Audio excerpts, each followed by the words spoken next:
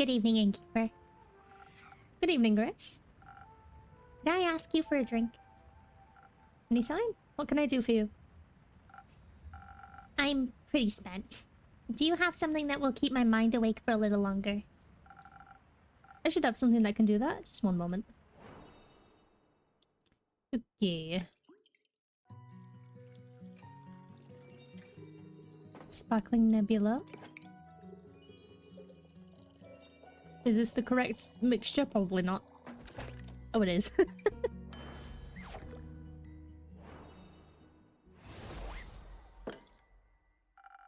A drink for the mind and soul. Enjoy. Thank you. This is just what I needed. Why are you still so tired? I thought you were done with your thesis. I am. Which also means I need to figure out what to do next. The possibilities are endless, but not boundless, so considerations are a complicated endeavor. Have you considered a break? I have. Say, innkeeper, if you had forever, what would you do with it? I've never thought about that before. I like being an innkeeper, so I could just keep doing this forever. It's relaxing and safe, and I get to meet the most wonderful people and wizards all day. Forever is a really long time. Isn't there anything else you would like to do? I'd love to go on a road trip. Really? Where to? Anywhere, really. See the world, the forests, the seas. Stop by each of the 5 interplanar portals and see what the hype is about. Would you go through? I'm not sure. I was thinking more about having a picnic and a conversation nearby. Maybe a nap. I could rate them by which fruits grow around them. Now you're making me curious. Will you send me your studies? You'll be the first to know. What would you do with immortality? I will learn everything there is to learn. Every language, instrument, skill, and facet of mortal existence. I would travel the plains with my brother and learn even more. Have an infinite amount of tea parties. I'd come to those. When we were little, Hex would always make all the stuffed animals dance around our little tea table. We didn't have any money for music boxes, so he just made up songs for them to dance to. He sang them to me. If I had the time, I would love to write down all of those songs and invent dances for them. You should make time for that. It's your time after all. And besides, while you don't have forever, you do have quite a lot. An elven lifespan is nothing to scoff at, even if you only get half. Not if you got the human side of lifespan. Oh, that's less time. It is, but I'll make the most of it. What will you do next, then? I'm not sure yet. I was thinking about going to Asphodel. The capital of magocracy? Wow, they're just making up words at this point. I heard the libraries there are 60 stories tall and rivers float through the sky in an exuberant display of mana. Sounds like a paradise for someone like you. Yes, but Hex really wants to stay there. He likes Fasoa, Zenith, the Ashen Grove. I think he likes how quiet it is, if you would believe it. I don't think he'd like the bustle of it all. You could just go without him. There's the Magocration Embassy in Zoford. Their teleportation is expensive, but reliable. I don't think he wants to go back to Zoford either, and I won't make him. He could teleport himself then. He really shouldn't. It's quite a long distance and he's always been awful at teleportation. He could take a ship. I appreciate the effort, but I don't think a ship would make the distance acceptable to him. He's always going to follow me, no matter where I go. I think he doesn't want to miss out on any adventures or celebrations. Or funerals. You could just tell him you want to go alone. And then he'd be alone too. Just talk to him, Grace. I don't want to spend our time together fighting. I just don't want him to spend it mourning me either. You should tell him that. He'll have enough time to mourn you when you're gone. Unlike life, that never ends. I suppose you're right. I'd like to leave something he can remember me by. Maybe I'll build my own wizard tower. Please do. I love those. Did you hear about the one on Morlia near Dalwell? The one with the infamous Mega Creation fugitive? The very same. It seems that its wizards have disappeared without a trace, leaving the tower vacant. I've always wanted to stop by for tea, but I don't want to be rude and intrusive, so I haven't. I wonder what he left behind. I'm sure it's a collection of fascinations and impossibilities. Couldn't you teleport in to check? You can't exactly teleport in and out of a well-protected places all willy-nilly. You end up trapped or on a whole other plane. You might. Maybe that's what happened to the wizard? Maybe. No one seems to know what happened to him or who he even was. And no one seems interested in finding out either. Isn't that sad? Hello. I don't want to disappear like that. You won't. I'll tell your story for as long as I'm around. How long is that? For as long as the world will bear me. You are very easy to bear. Thank you, Grace. Would you like to stay a little while? Please, I find your inn truly inspiring. I'll be here if you need a rubber duck. I'm counting on it.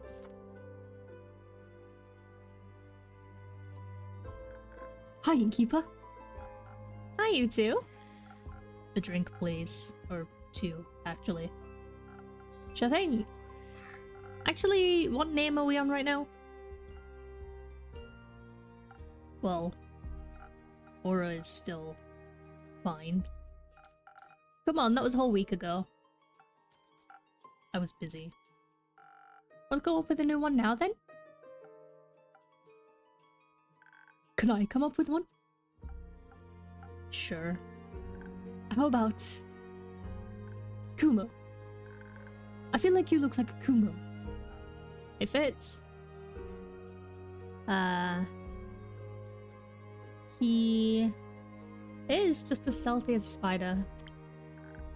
And just as cute. I'll take your word for it. Our drinks. Can we get them now? Of course. What would you like? Something sweet, bubbly, maybe? If you could find something that... you know. Sure, I'll see if I can find the word you're looking for. Alright, we already know what this is.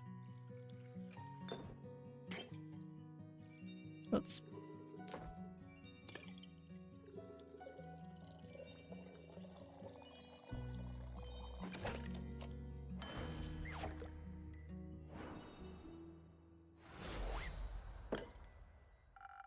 Liquid charisma for those in need.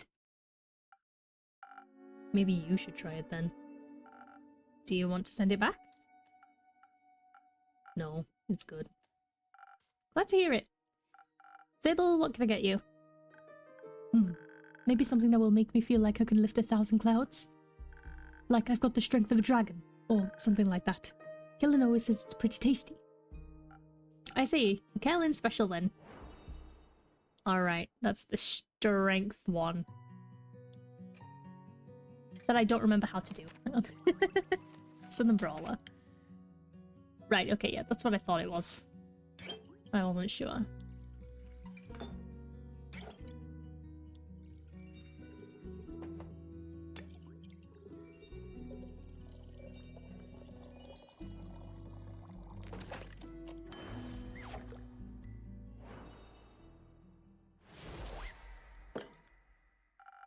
A regular's favourite for another regular. Thank you. It's delicious as usual. That's what I like to hear. I like the new hair, by the way. Oh, you do? Thank you. It looks really nice, right? Kumo braided it for me. He helped me calm down after we encountered the Mary Morgan. But I should probably start at the beginning, right? I'd appreciate that. Alright, so... what happened at the beginning? The ship to Boreas. Right. I was a bit worried about the journey we were embarking on. After all, the seas of Boreas are famously hard to traverse, with all the wild magic around it and all. But just before we left Zenith, we ran into Una in the midst of an arm wrestling match against Iniko. We took the opportunity to ask for her advice. Thought maybe she had traveled there before. Could have also asked me. She was closer. Right. Did she have any good advice? She did. With her help, we were able to avoid most of the dangerous maelstroms, sea stacks, and iceberg elementals. That must have made for a very relaxing journey. It did. It was very inspiring, too. We were able to see the dancing, colourful auras in the night sky as we drew closer. The way they were starless, but still breathtakingly gorgeous. I even started on a new song. It wasn't ready to be shared yet, though.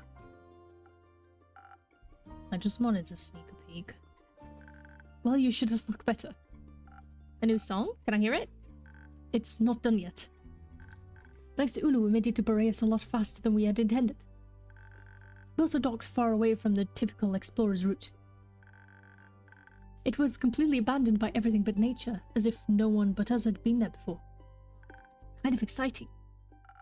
Very adventurous for sure. As we headed inland, we were quickly swallowed by the fog that engulfs almost the entire island. It moved in strange patterns, creating unidentifiable forms within the mist that hungered for life. The thickets rustled as we walked by, whether moved by wind or creatures, we couldn't tell. The trees were shaped strangely, with shimmering portals forming in their empty husks. Our own quiet breaths were often interrupted by shrill shrieking sounds that seemed to come from right above us. It was almost idyllic. Oh, scary. It was mostly scary.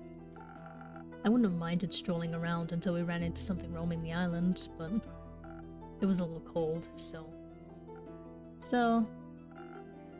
I found a local to ask for directions. While wandering around, we came across a clearing surrounded by tall trees. Or rather, one tree. All of them were connected, intertwined with one another. Through one of their twisted connections, a waterfall with no discernible origin was flowing into a small pond. And in its midst rested a nymph, a real nymph. Bathing? She was weaving flower crowns for the fish.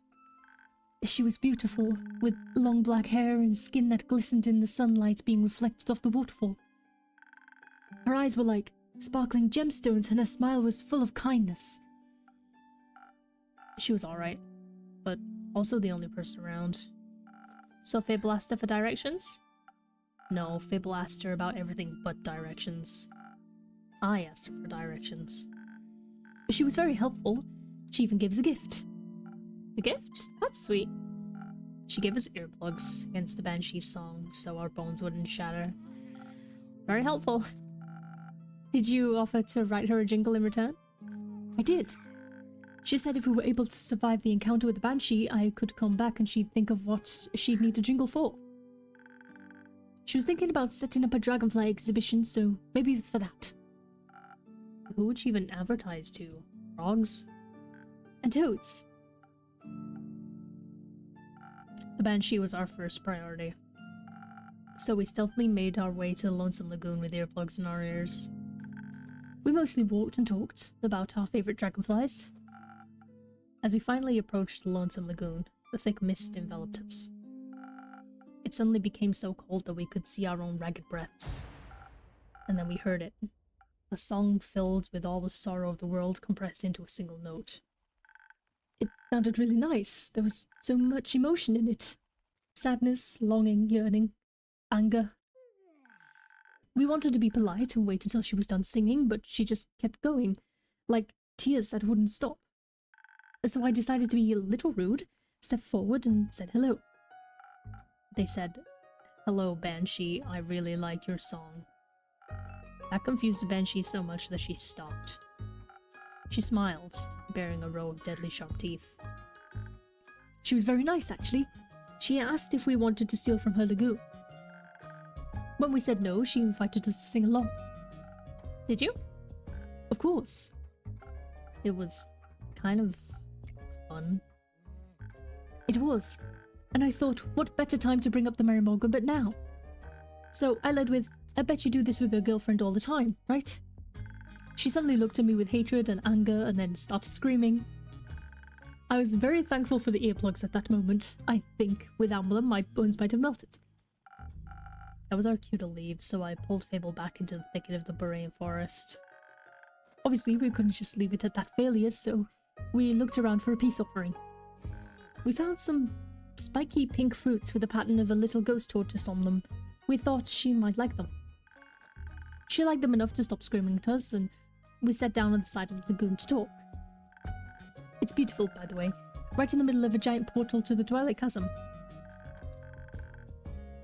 It colours the water this deep, dark blue with swirling clouds of darkness within. There were bones floating in the lagoon too.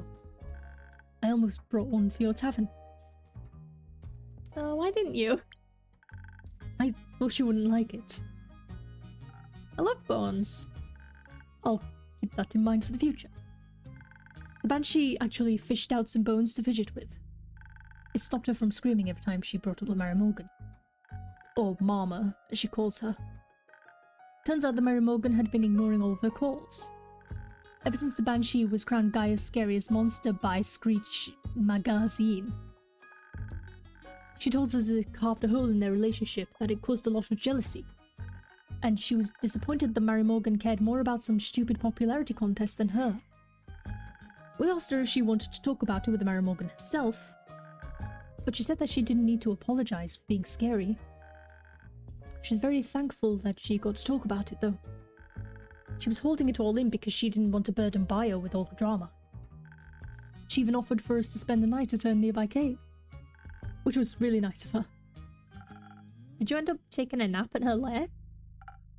We thought about it, but it was filled to the brim with the riches of the dead, which was far too alluring to allow us to fall into the call of sleep. You found loot? You have my attention. What did you find? Gold, bones, skulls, jewels of all sizes. And a lute! It was broken, but I picked it up anyway. There was also a delicate silver mirror that had hearts carved all over it. Kumo recognized it as magical from its arcane markings. Melina showed me them in the book the other day, when the wizard and Zophyr showed us around his library. It was a mirror of far speech. It let you speak to anyone on this plane, given that you've seen them before. So you call Melly? No, we called her Mary Morgan. Ah, that makes more sense. How did it go? Well, I had to be the one to make the call, since Kumo had never met her. When her face appeared, all I could do was stare in horror as she gazed back at me. I felt like I was back in the Ashen Grove, leading the adventurers to their doom, and I just froze. So I took the mirror out of their hands. Her first words were threats of what she would do to us if we dared to harm the banshee. Of course, we hadn't. That just briefly calmed her down. Until I asked her why she wasn't here, if she was so worried about the banshee's well-being. Avoiding the question, she instead talked about the state of the lagoon. She complains that it must be incredibly loud with all the tourists and whatnot. I assured her there was no tourists, at least none that were alive. So she asked what I was doing in her lair then. Honestly, I replied that the banshee had offered us a place to stay in her cave. I quickly realized that I had picked the wrong thing to say. Her eyes started bleeding black ichor and she began cursing out in tongues. The mirror cracked under her gaze and started bleeding black water. It was terrifying. And then we were just supposed to sleep there as if she couldn't crawl out of the mirror at any second. After that happened, I thought that we shouldn't discuss our further plans in that cave. So I pulled Fable outside and we went for a walk. The nymph had mentioned this enchanted flower field where she collects flowers for the fish. So we went there. I thought it might be a good spot. It was a good spot. Even though I couldn't stop shaking for a while, though the flowers really helped. As did not being alone. Was that when Kumo braided your hair? It was, yes. My hair kept falling in my face and it was overwhelming me. So he sat me down and braided it away while I worked on rebuilding the loot. He said that some distraction would help. Talking also really helped. Even if I asked a lot of stupid questions. They weren't stupid, just curious. Did you have a favorite one? They asked where I learned to braid hair. That actually brought us further on our quest. How so? Well, I learned it from my mother. It's the only thing I have left of her. It was her way of apologizing. She was never very good with words. It made me think. Sometimes people aren't very direct with what they mean. I've heard that, yes. Like the Mary Morgan. She didn't seem angry about the Banshee outdoing her in some fear pageant. She didn't even mention it once. She only got upset that she thought we had hurt the Banshee. Or when she thought we were tourists, or when we said we were staying in the cave. Like she was jealous of something entirely different from some issue of Screech magazine. We talked it through and decided that we had to get the two of them to talk face to face. Obviously, it would be difficult because of the distance, but I had taken the mirror with me when we left. Thought it might be useful. Ever the thief. Indeed. I used it to call Baya. I asked her to tell the Mary Morgan to come to Boreas. Mabel mentioned that she can teleport via plants, however that works. She can, you should try it out, it's really nauseating. I think we'll pass. While I went to talk to the Banshee, Kumo picked up the Mary Morgan. She and I really connected on eyeliner techniques. When we arrived at the lagoon, they were immediately ready to claw at each other's throats. And not in a fun way. But somehow we managed to convince them to sit down. We tried to get them to talk about their feelings, but they just kept talking past, over, and away from each other. Arguing about an issue that didn't exist. So I had this crazy idea. I took out my new lute and asked them if they wanted to write a song together. They declined and insisted their voices would clash, but I thought at the very least it would stop them from arguing. Kumo helped me convince them by summoning tiny rain clouds pitter-pattering a gentle melodic rhythm to inspire them and give it a try. We asked them to put all of their emotions about the whole situation into a song. In the end, they harmonized perfectly together. Like their voices were made for each other and the gentle hum of my lute. It was beautiful. And a little bone-shattering, but very romantic. Most importantly, the song finally got them to understand each other. Like Kumo had suspected the Mary Morgan was scared, not jealous, now that the Banshee was so popular. She feared the Banshee would become really busy with tourists visiting all the time. She assumed she wouldn't have time for her anymore. But the Banshee assured her that she doesn't care about any of the tourists. Only about the Mary Morgan. And Baya, of course. We told them to talk to her, too. And mentioned how much she had been missing them. They agreed to meet for a tea party in the Ashen Grove, so Baya doesn't have to travel too far. Did you invite them to your barbecue? No. After the outpouring of emotions, they wanted some time for themselves. The quest was done. It had only taken 2 days, which was really efficient. Unfortunately, we had told the ship to pick us up in 3 days, so we were trapped on the island. So you swam back? What? No. What's wrong with you? The usual. We started brainstorming about what we could do while we waited. So I asked about the cheesecake recipe. But then I realized that there wasn't anywhere to bake it. They don't have any taverns on Boreas. It was a stupid idea. It wasn't. Somewhere on the island had to be something to bake cheesecake in. Did you find that something? We did, but it turned out to be its own small quest.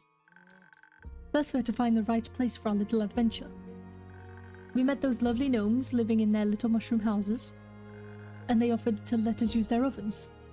But they were too small, so they introduced us to the local Toad Hill Giant. Its kitchen was enormous, but it was easier to work in than the one that was too small. Then the gnomes, the nymph, and the giant helped us gather ingredients from all across the island.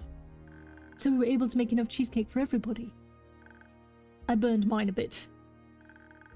But when we made the second batch for the ship's crew, they were already starting to turn out better.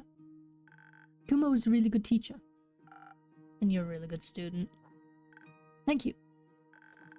The cake really lifted the crew's spirits on the journey back. We agreed to teach them the recipe once we had hit land. Afterwards, they invited us to the captain's birthday party. They even introduced us to a travelling obelisk, who sang as a song of ancients. It showed us a shortcut through the Ryolitz mountain range where we met some flaming songbirds. And now we're here. And now we're here. Well, I'm glad you two didn't run off into the sunset together. What? I would never not tell you about my adventures. That's not what I meant. It just seems like you two really enjoyed your time together. I thought maybe you wanted some more. Where are you two going next? I should probably talk to Melina. She was pretty mad when I left. I guess I should apologize while I still can. Good idea. Do you want me to come with you? No, I think I need to do this alone, or rather, with her.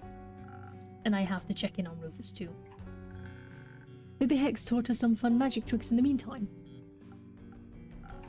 You left her with Hex? And with Grace? Don't worry, nothing was set on fire. I should go. But before I go, do you maybe want to do something together later today? Or tomorrow? Like a thing? Oh, like hanging out together? We could play charades with the werewolves. I think he meant hanging out as in a date. Did he?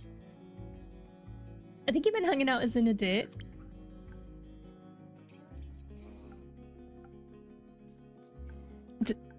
Did you? Maybe I did. Oh.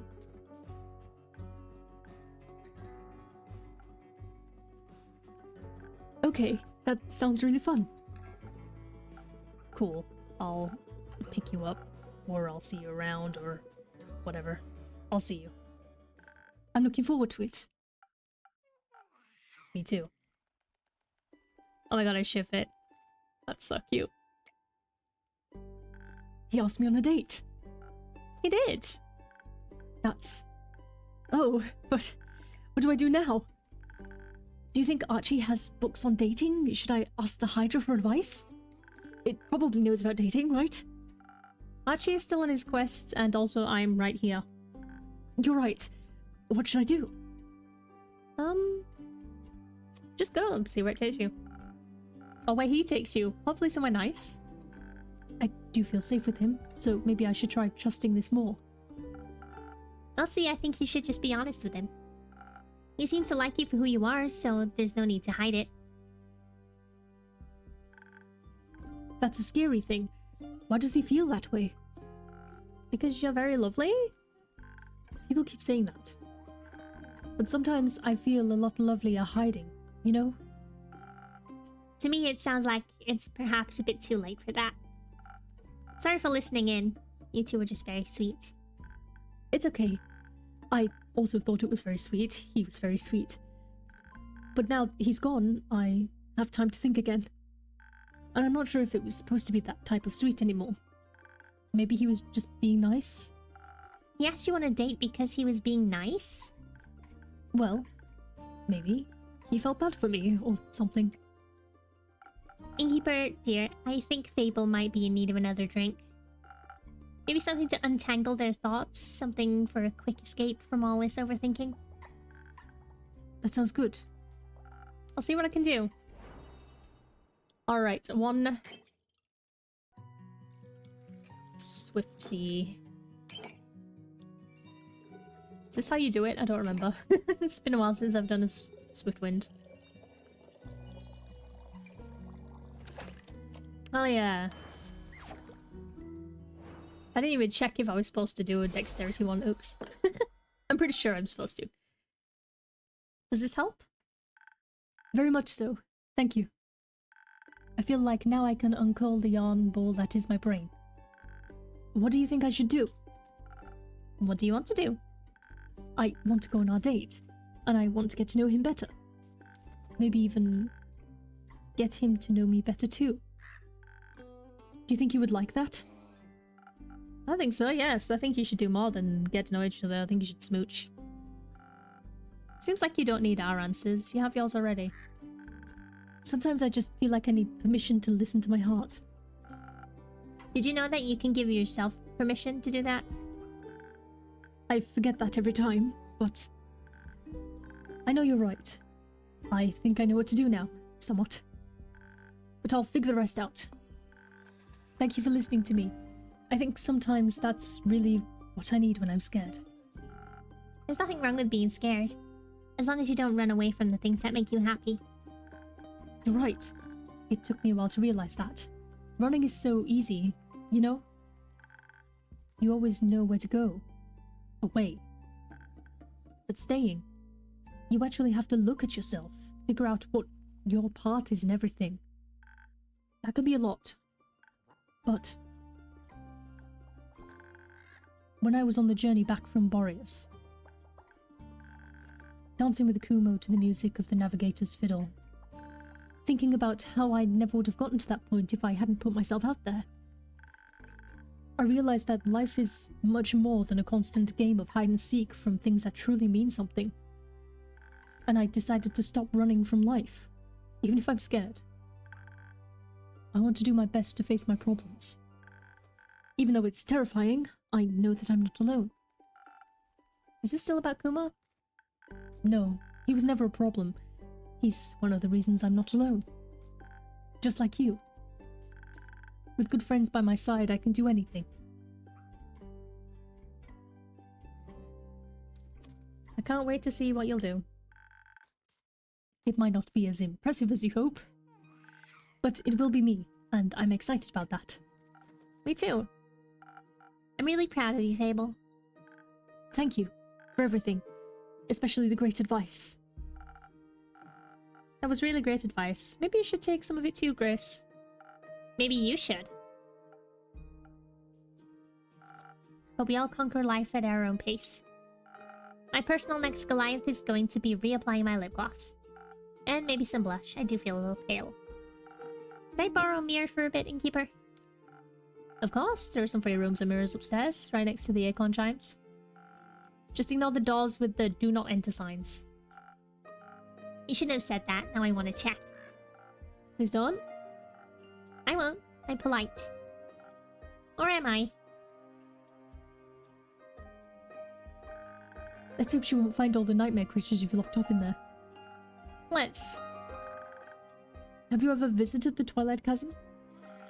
Not for long enough to capture any creatures. I see.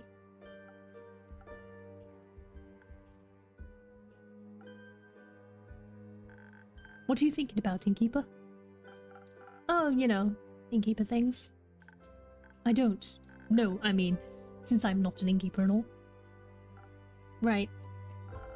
That song you mentioned, the one you started writing on the ship? I know it's not done yet, but how about a little sneak peek? See if it would make for a good jingle. I don't think it's jingle material, but I don't mind sharing it with you. Just keep in mind that it's a work in progress. Of course. There's a calling on the wind beneath the talk of the keep. I've heard the tales set sails. Now it's time for me to leave. Sounds like a fragment of a great adventure. So you like it?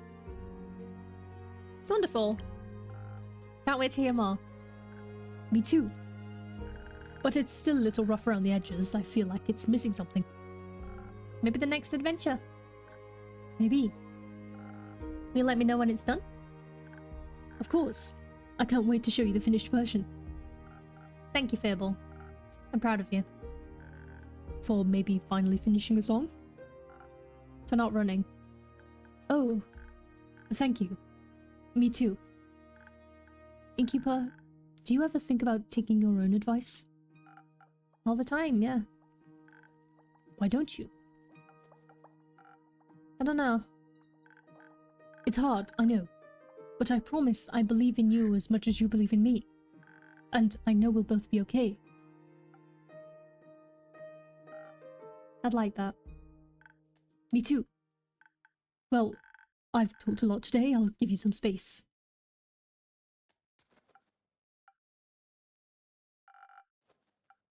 Maybe it's time to stop running. Should I? Is it time to read that letter?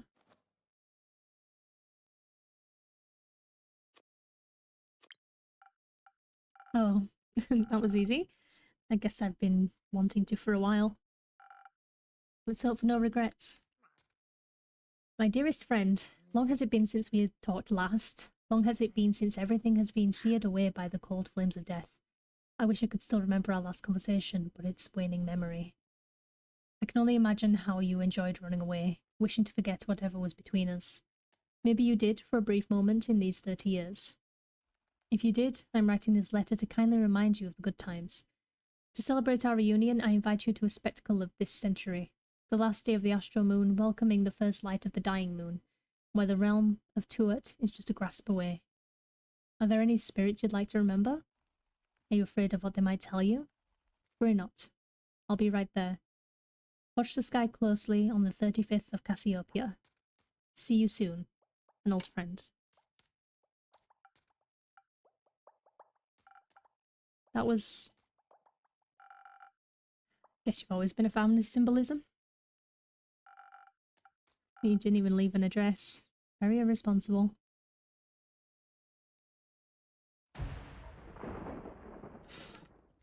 Hi. Pardon? No time. Duck. Now. What's going on? Are you okay? Do you need help? Healing? Something's coming. Something big. Your next show? What? No. There's no time. Duck. Is the ground...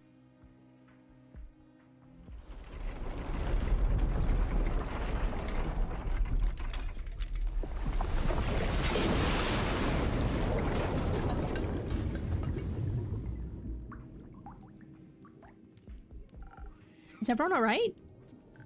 I think so. Yes. Oh, that was a close call. Could have been really dangerous. What just happened? Why? Is there water outside your tavern? I'd also like to know the answer to that question. I've got no clue. I was just outside by the woods drafting my newest song when the ground beneath my feet just began to rumble. Not even a minute passed and it rumbled again, then a wall of water came rushing toward me. I didn't even dare to wait, I just immediately ran looking for shelter. No way was I gonna let my Hakem get wet. These strings are made of real Chabian silk and the body's ethereal bamboo. It's a rarity. That's the first thing going through your mind with a giant wave rushing towards you. Of course, this instrument is just as valuable as my hands. And just as versatile. Is everyone alright? Grace, dragons, you were right. I was worried something had happened to you. Oh, don't worry. The walls started rumbling and I hid under a table. And then I watched the water rush by the window. It was like a tsunami, but tsunamis are very rare, if not impossible, so far into the mainland. Right.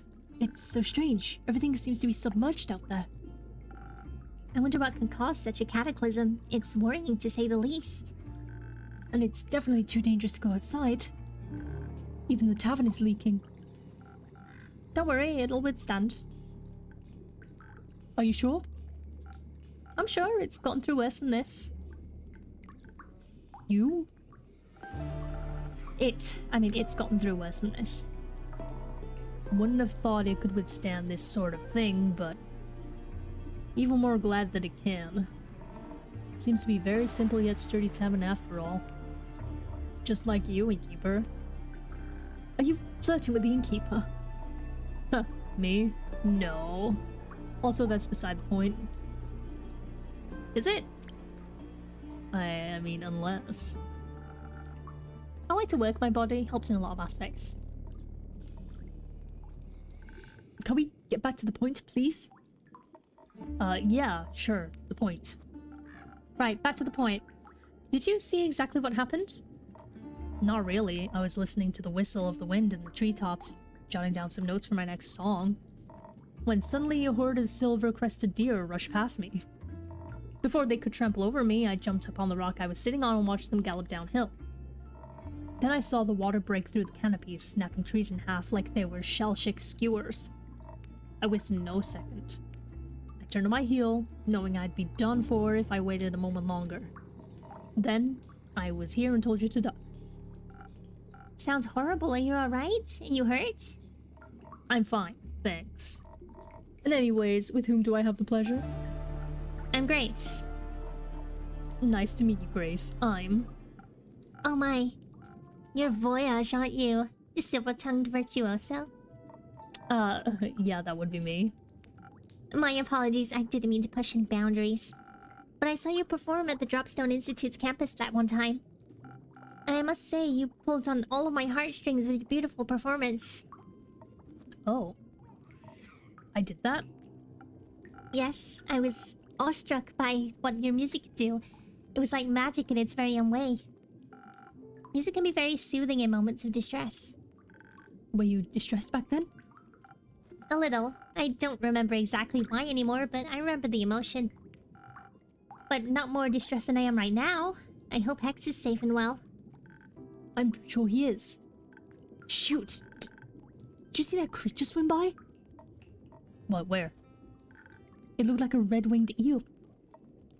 Oh, haven't seen one of those in ages. Where is its natural habitat? Actually, the Twilight Chasm. Why is it here? Something isn't right. I'm afraid you might be correct. I'm also afraid. Very much so, I don't think it's safe to go outside. Of course not, you should all stay for the night. Would that be possible? Of course, the tavern will withstand this, and a bit of company wouldn't hurt. I agree. Thank you, innkeeper. Say, you with the lute, what's your name? Fable. My name is Fable. Do you play? The lute, I mean? Sometimes. I'm still practicing and not all that good with it yet. How about we play together? A song or two to lift our spirits and wave the catastrophe going on outside. It's very untuned. It goes out of tune really quickly, but I guess that's a lute thing. I gotcha. Show it to me. I'll help you, and then we'll jam until the new dawn rises.